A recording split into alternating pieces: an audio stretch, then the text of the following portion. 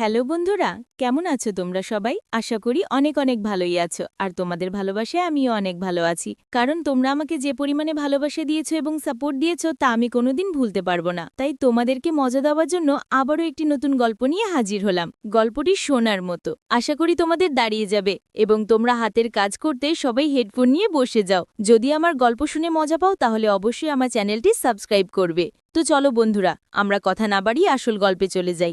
10 বছর ধরে বিবাহিত হওয়ার পরেও আমার কোনো সন্তান ছিল না। আমার স্বামী যখন অন্য শহরে যেতেন তখন আমার স্বামীর বড় ভাই বলতো, বৌদি এটা একটা অন্যরকম লাড্ডু, 7 দিন ধরে এটি খেলে দাদা আসার সাথে সাথেই তুমি মা হয়ে যাবে। আমি সেই লাড্ডুগুলি খেয়ে নিয়েছিলাম এবং আমার একটি সন্তান হয়েছে। সন্তানটি এই পৃথিবীতে আসার সময় আমার স্বামীর বড় ভাই আওয়াজ করে বলেছিল যে এই শিশুটি তার। আর যখন টেস্ট করা হয় তখন যেন আমার পায়ের তলা থেকে মাটি বেরিয়ে আসে, কারণ ওই শিশুটি আমার আসলেই কি না। আমি অনেক সুন্দরী ছিলাম এবং আমি এমন একটি বাড়িতে বিয়ে করেছিলাম যেখানে শুধু আমার স্বামী এবং আমার স্বামীর বড় ভাই থাকত। আমার শ্বশুর বাইরের একটি শহরে ছিলেন। এরা অনেক ধনী ছিল। আমার শাশুড়িও ছিল না। আগে আমি অনেক খুশি ছিলাম যে এই বাড়িতে কোনো শাশুড়ি নেই, আমার স্বামীর কোনো বোন নেই। কিন্তু আমি বুঝতে পেরেছিলাম যে এখানে বসবাস করা অনেক কঠিন, কারণ এই বাড়িটা ছিল শুধুই ছেলেদের ঘর। আর আমি তাই কাউকে মনের কোনো কথাই বলতে পারতাম না। আমার স্বামীও অনেক সিরিয়াস ছিল। আমার বাবা মাও আমাকে বিয়ে দেওয়ার পরে এই দেশ ছেড়ে চলে গেল, কারণ তারা এখানে এসেছিল শুধুমাত্র আমাকে বিয়ে দেওয়ার জন্য। আমরা আগে বিদেশে থাকতাম। আমার বাবা মা চেয়েছিল আমি পাকিস্তানে থাকি, যাতে আমি এখানকার মাটির কাছাকাছি থাকতে পারি। আমি গরিব তো হয়েই গিয়েছিলাম, কিন্তু অনেক চিন্তিত ছিলাম। এই সমস্যার কারণে তখনও পর্যন্ত আমার সন্তান হয়নি। ডাক্তাররা বলতো আপনার শরীরে ভিটামিনের অভাব, কারণ আপনি দুঃখী থাকেন সবসময়। আপনার পরিবেশ পরিবর্তন করুন, কোথাও থেকে ঘুরে আসুন, এমন কাজ করুন যা আপনাকে খুশি করবে। কিন্তু আমার স্বামী এমন একটা কাজ করত যে একদিনের জন্য সে ছুটি নিতে পারত না। আর যে আমার সাথে কথা বলতো সে আর কেউ না, সে ছিল আমার স্বামীর বড় ভাই। আমারই বয়সী ছিল, আর সে দেখতে অনেক সুন্দর। আমার স্বামীর তুলনায় সে একজন ভালো মানুষও ছিল, হাসি মজা করত। কিন্তু তার একটা নিজস্ব পৃথিবী ছিল, যেখানে সে আমার জন্য সময় দিতে পারত না। সেই ইউনিভার্সিটিতে চলে যেত, সেখানে বন্ধুদের সময় দিত কিংবা ফোন নিয়ে ব্যস্ত থাকত।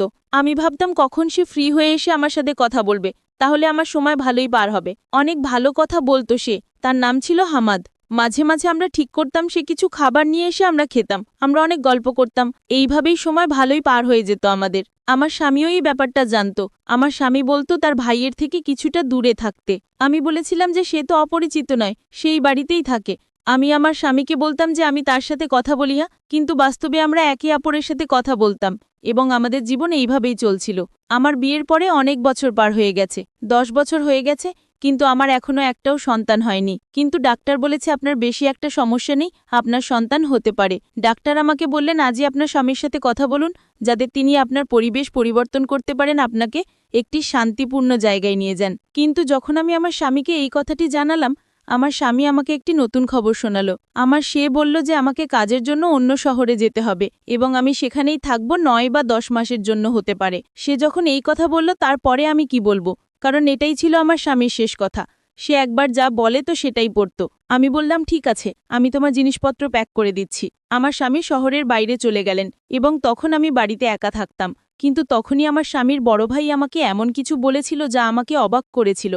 কিন্তু যাওয়ার সময় আমার স্বামী আমাকে বলেন, আমি দোকানদারকে বাড়ির নম্বর দিয়েছি, যদি তোমার কোনো কিছুর প্রয়োজন হয় তাহলে দোকানে ফোন করে দিলে সেই জিনিসগুলো বাড়িতে পৌঁছে যাবে। আমি বললাম জিনিস অর্ডার করার কি দরকার, হামাদ নিয়ে আসতে পারবে। তখন আমার স্বামী বলেছিলেন তোমাকে তার কাছে কিছু চাইতে হবে না, এমনকি তার সাথে কথাও বলতে হবে না। সে তার কাজ করুক, তুমি নিজের কাজ করো। এমনকি ওর জন্য রান্না করারও দরকার নেই, ও বাইরে থেকে খাবে। আমি বললাম তোমার কি হয়েছে? সে বলল আমি তোমার স্বামী, আর তাই আমি যা বলছি তাই তোমাকে করতে হবে। আমি বললাম কিছু কি হয়েছে? সে বলল না তেমন কিছুই না, আমি শুধু তোমাকে বলে দিলাম যে ওর থেকে দূরে থাকবে। আমার এক কাকিমা বাইরে চলে গেছেন, যখন তিনি ফিরে আসবেন তখন তিনি তোমার সাথে থাকতে আসবেন, তোমার খেয়াল রাখবেন উনি, আর তোমার ভয় করবে না একটুও। আশ্চর্য ব্যাপার হলো আমার স্বামী যাওয়ার আগে আমার স্বামীর বড় ভাইয়ের সাথে দেখাও করেনি। হয়তো ভাইদের মধ্যে কিছু রাগের কারণ ছিল, কিন্তু এমন তো কখনো হয়নি। কারণ আমার স্বামীর বড় ভাই একদিন আমার জন্য একটি লাড্ডু নিয়ে এলো। সে বলল তুমি যদি এটি খাও তাহলে দাদা এখানে ফিরে আসার সাথে সাথে তুমি মা হতে যাবে। যদিও আমি আমার স্বামীর বড় ভাইয়ের সাথে এইসব কথা আগে কখনো বলিনি, কিন্তু আমার স্বামীর বড় ভাই ছিল অন্য রকমের। আমরা একে অপরের সাথে বন্ধুর মতো কথা বলতাম। সে বলল অনেকদিন হয়ে গেছে, দাদা বুঝতে পারছে না, সে তোমার চিকিৎসা করায় না আর তোমাকে কোথাও নিয়েও যায় না। কিন্তু আমি এই বাড়িতে একটি সন্তান দেখতে চাই, যাতে তোমার মুখ থেকে কষ্টের ছাপ মুছে যায়। এই জন্যই আমি এই কুরআন পড়া লাড্ডু নিয়ে এসেছি। তোমাকে 7 দিন ধরে এটি খেতে হবে, তারপরে দাদা যখন আসবে তখন সুসংবাদ পাবে। আমি আমার স্বামীর বড় ভাইকে ধন্যবাদ জানিয়েছিলাম এবং তাকে বলেছিলাম যে সে সত্যিই একজন ভালো মানুষ যে এত চিন্তা করেছিল আমার জন্য। আমি বললাম তাকে, আল্লাহ তোমাকে একটা মিষ্টি সন্তান বানিয়ে দিক। আর আমি সেই লাড্ডুটি 7 দিন ধরে প্রতিদিন খেয়েছি, এই ভেবে যে একদিন সবকিছু ঠিক হয়ে যাবে। আমার স্বামীর বড় ভাই আমাকে প্রতিদিন গল্প বলতো যে এই লাড্ডু তো অমুকও খেয়েছিল। আমি যেখান থেকে এগুলো নিয়ে এসেছি সেখানে অনেক নামডাক হয়েছে, মানুষ তাদের কাছে যায় এবং তাদের সমস্যার সমাধান করিয়ে ফিরে আসে। বৌদি, তোমার সমস্যারও সমাধান হবে, আমি প্রার্থনাও করেছি। কিন্তু আমার স্বামীর বড় ভাই আমাকে বলেছিল যে তোমার স্বামীকে এই বিষয়ে কিছুই জানাতে হবে না, কারণ সে এই ধরনের জিনিসে বিশ্বাস করে না। আর যদি দাদা জানতে পারে যে এই লাড্ডুগুলো আমি তোমাকে দিয়েছি তাহলে আমাকে শেষ করে ফেলবে। আমি তাকে বললাম যে তোমাদের মধ্যে কি কোনো ঝামেলা চলছে? সে বলল না, কোনো ঝামেলা নেই। দাদা যেখানে গেছে আমাকেও সেখানে সে পাঠাতে চেয়েছিল, কিন্তু আমি যাইনি, সেই জন্য আমার ওপর রেগে আছে। আমি বললাম এত ছোট ব্যাপার? তোমার দাদা তো এমনভাবে রেগেছিল যেন তোমার সাথে তার কোনো সম্পর্ক সে রাখবে না। সে বলল হ্যাঁ, ব্যাপার এইটুকুনি যে সে সাথে সাথে রেগে যায়। কিন্তু সেই দিনগুলোতে আমি আমার স্বামীর বড় ভাইয়ের মধ্যে আরও একটি জিনিস লক্ষ্য করেছিলাম যা সে আগে কখনো করতো না, আর তা হলো সে এখন অনেক রাতে বাড়িতে আসে। আমি একা ছিলাম, তাই আমি ওকে তাড়াতাড়ি আসতে বললাম। আমার মনটা কেমন একটা করে, আমি ভয় পেয়ে যাই। সে বলল বৌদি, আমি তাড়াতাড়ি আসার চেষ্টা করি, কিন্তু কাজটাই এমন যে তোমার জন্য লাড্ডু নিয়ে তবেই বাড়ি আসি, তার জন্য আমাকে সেখানে বসতে হয়। 7 দিন ধরে আমি সেই লাড্ডু খেয়েছি, আর অজুহাত দেখিয়ে আমি আমার স্বামীকে এখানে ডেকে নিয়েছি। ওকে বললাম যে তুমি এখানে চলে এসো, তোমার সাথে আমার জরুরি কাজ আছে, আর আমার মনও ভালো নেই কারণ আমি একা। স্বামী বলল ঠিক আছে, তাহলে আমি তোমাকে আমার সাথে নিয়ে আসব, কারণ আমার এখানে অনেক কাজ আছে। আমি বললাম হ্যাঁ তুমি আসো, আমার তোমাকে দরকার। কিন্তু স্বামী যখন এলো আমি অবাক হয়ে দেখলাম যে সে আমার স্বামীর বড় ভাইকে একবার আদর করে ধরেনি, সে এমনভাবে পাশ দিয়ে চলে গেল যেন সেখানে কেউ বসে নেই। আমি অনেক অবাক হয়েছিলাম, কারণ আমার স্বামী আসার আগে আমার স্বামীর বড় ভাই বলছিলেন যে দাদা এলে অবশ্যই আমাকে ক্ষমা করবেন এবং সবকিছু ঠিক হয়ে যাবে, কিন্তু আমার স্বামী তা করেননি। আমার স্বামী আমাকে তার সাথে অন্য শহরে নিয়ে যায় এবং আমি সেখানেই থাকতে শুরু করি। এখানে আমি থাকতে থাকতে মাত্র 1 মাস হলো আর জানতে পারলাম যে আমি মা হতে চলেছি। এটা যেন শেষ পর্যায়ে কোনো মানুষ জীবন ফিরে পাচ্ছে। বিয়ের 10 বছর পরে এমন খবর পাওয়া ছোট কথা নয়। অনেক খুশি হলাম। আমার স্বামীর বড় ভাইয়ের দেওয়া লাড্ডুর কথাটা বলিনি, শুধু বললাম সন্তান না হওয়া পর্যন্ত আমরা একই বিছানায় থাকব। আমার স্বামীও অনেক খুশি। আমি যখন আমার স্বামীর বড় ভাইকে ফোন করলাম তখন তার নাম্বার বন্ধ ছিল। আমি বাড়ির ফোন নাম্বারে কল করলে কাজের লোকটা ফোনটা তুলে বলল ছোট ভাই বাসায় নেই আর ওর ফোনটা হারিয়ে গেছে।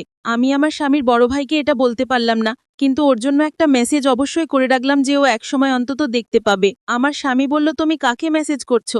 আমি বললাম আমার সন্তানের কাকাকে। আমার স্বামী বলল কোনো দরকার নেই। আমি বললাম এটা কেন বলছো? আমার স্বামী বলল যে সে ব্যবসায় অনেক ক্ষতি করেছে, তাই আমি তার সাথে সব সম্পর্ক শেষ করে দিয়েছি।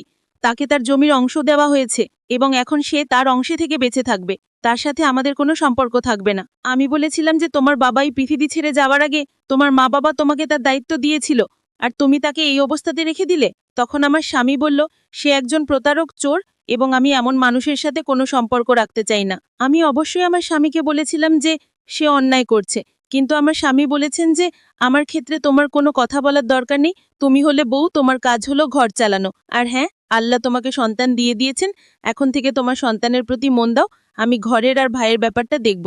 সে আমার ভাই, তোমার ভাই নয়। যদি তোমার ভাই হতো তাহলে তুমি কথা বলতে পারতে। আমি বললাম যে সে আমার ভাইয়ের মতোই ছিল। আমি আমার স্বামীকে কি করে বলবো যে তার কারণেই আমরা সন্তানের সুখ পেতে চলেছিলাম? কিন্তু আমার স্বামীর বড় ভাই আমাকে এইসব বলতে নিষেধ করেছিলেন, তাই আমি চুপ করে রইলাম। সত্যি বলতে কি, বারপরে আমি আর সময় পাইনি আমার স্বামীর বড় ভাইকে ফোন করার বা তার সাথে কথা বলার। প্রথমত আমার স্বামী এটা বারণ করত, আর দ্বিতীয়ত আমি আমার সন্তানকে কেনাকাটায় এবং খুশিতে এতটাই ব্যস্ত ছিলাম যে আমি কারোর কথা ভাবিনি। তারপরে আল্লাহ আমাকে একটি সুন্দর ছোট ছেলে দিলেন। তাকে পেয়ে আমি অনেক খুশি হয়েছিলাম।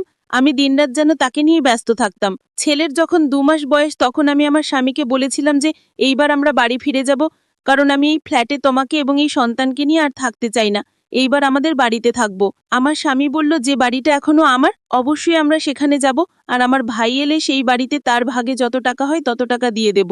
আমি বললাম যা খুশি করো, কিন্তু এবার আমি ঘরে যাব। আসলে আমি আমার সন্তানকে তার প্রিয় কাকার সাথে দেখা করাতে চেয়েছিলাম, কিন্তু আমাদের বলা হয়েছিল যে বাড়ি বন্ধ আর আমার স্বামীর বড় ভাই নেইনি। কিন্তু বাড়ি ঢুকে মনে হলো যেন কেউ এখানে থাকছে, যেন এই বাড়িতে একজন মহিলা আছে। আর সেটা এই জন্য যে আমি জানতে পেরে গিয়েছিলাম যে বাড়ির সবকিছু এক মহিলা ব্যবহার করতো, যেন আমার সেরকমই মনে হলো।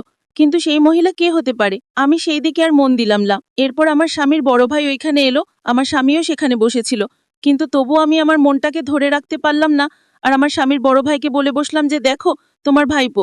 আমার স্বামীর বড় ভাই তখন বলল, না এটা আমার ভাইপো না। ওর কথা শুনে আমি অবাক হয়ে গেলাম।